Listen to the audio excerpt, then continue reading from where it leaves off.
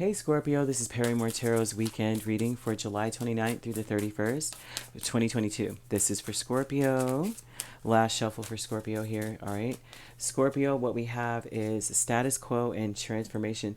So there may be something about your life, right? You know how we're maintaining status quo kind of thing, like, oh, everything's fine, everything's good, right?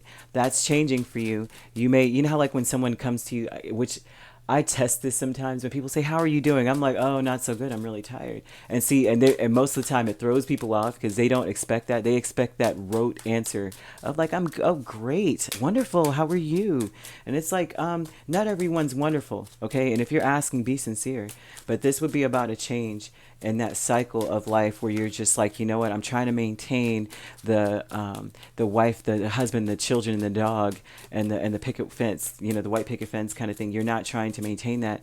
You're like, what is the new normal for me, right? You're in between the old and the new. There's something about the old hasn't quite closed out and the new has just begun, but it's not quite in full swing. You have the Nine of Pentacles and the Magician as far as the status quo. They're telling you that you have to believe in yourself. Like you need to believe that you can do whatever it is that you're trying to do on your own.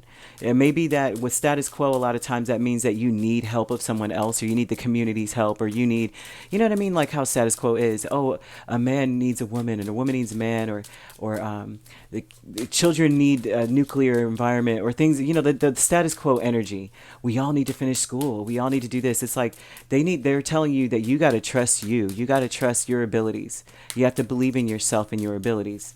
And the transformation is the Four of Pentacles. Maybe you used to hold on to things based off of fear, and you're changing. Now you're saying, you know what, I need to nurture the things that I want in my life, not hold on to things based off of fear. Ten of Wands aspect is that this is maybe you may be bursting with this energy. It may be overwhelming to you. Like there something has got to freaking give, and it might really, really like be overwhelming, this feeling, because there's some sort of decision that you're really trying, like you're wanting to follow your, you know, your soul's passion.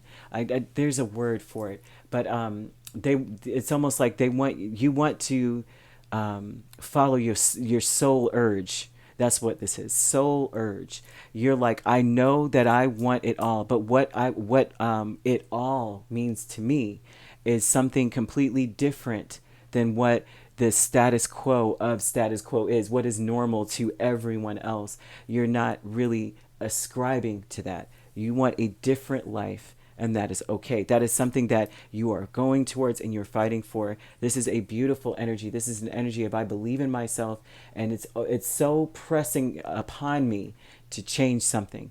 And the transformation is Five of Swords and the Four of Pentacles. It's almost like the change is this. Before, you used to hold on because you wanted to win. You wanted it was a different win.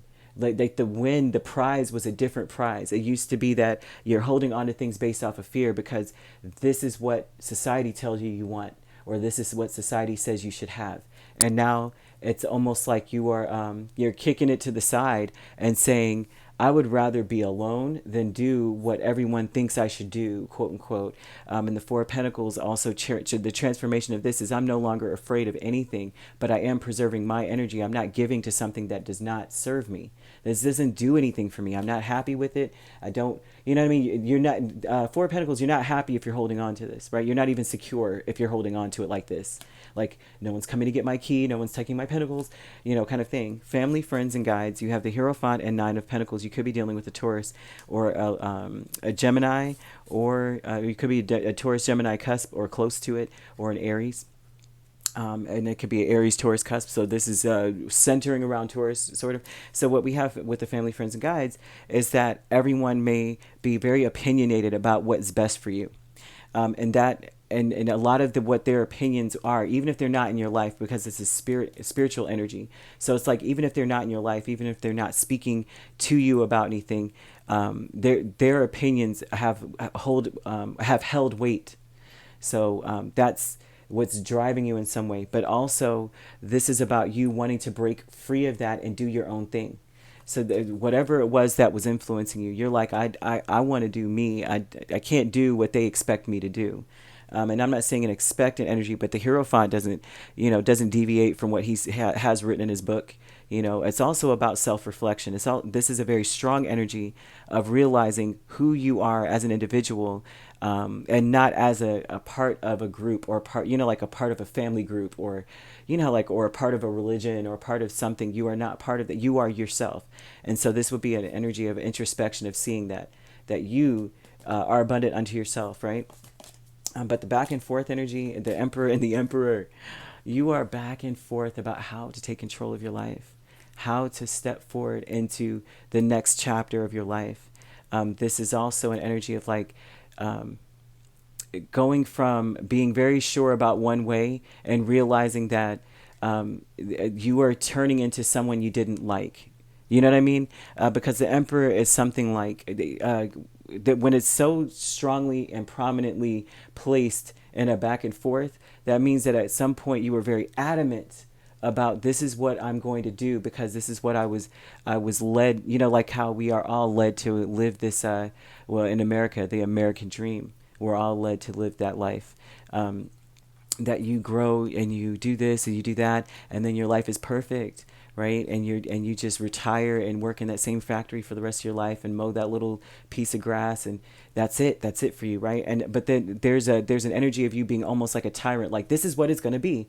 And then there's another side of you that is understanding that you're not really truly in control of anything, that the best energy of being in control is accepting the flow of the universe, like understanding that time changes, things change, as above so below, but as low as you are, as high as you could be, that things are constantly tilting and changing. So this would be about you back and forth between being very, very maybe militant about things, and then also realizing that actually I need to loosen the reins. I can't have a fixed plan. I have to allow for spontaneity and growth, because in order to be an effective leader or to be in control of your life, you have to be able to accept the flow of change. And so that would be the back and forth energy, right?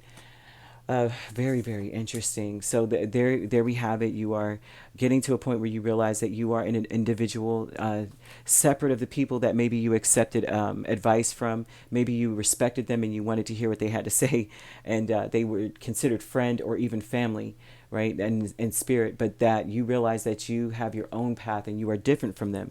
Although you guys may be, you may resonate in that spiritual way of this is my really good friend. This is my you are like family to me, or this is family, or this is someone that I trust to guide me. You are still saying, but I am still me. Okay. And so with this transformation, this would be definitely being a lot wiser. This is about coming from a place of you want to win, so you're holding on to something because it's yours and I win. You know how like yeah, basically, like if someone throws the bouquet, and it's like out of fear because you believe in that superstition, I have to catch that bouquet or I'm never going to get married. And you tackle everybody, all the old ladies, everybody there, and you win, but people are all hurt. And it's like, yeah, you're going to, you're going to get married. Great. Yeah. But everyone's mad now and no one wants to talk to you anymore.